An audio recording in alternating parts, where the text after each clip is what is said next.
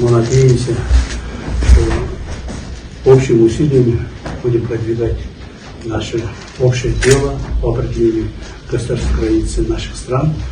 И сегодня нам предстоит также, как обычно, работать. Спасибо огромнейшее, Камчибек Куйбышевич. Я тоже пришел с миссией по воле наших глав государств.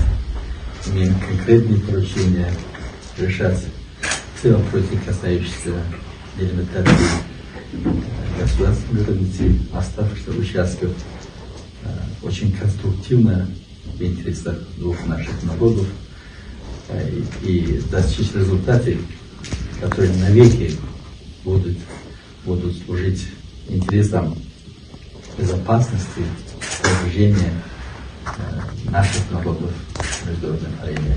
Огромное спасибо за теплый тон. Мы готовы к конструктивному диалогу и будем работать. Я уверен, что очень эффективно, конкретно. Спасибо большое.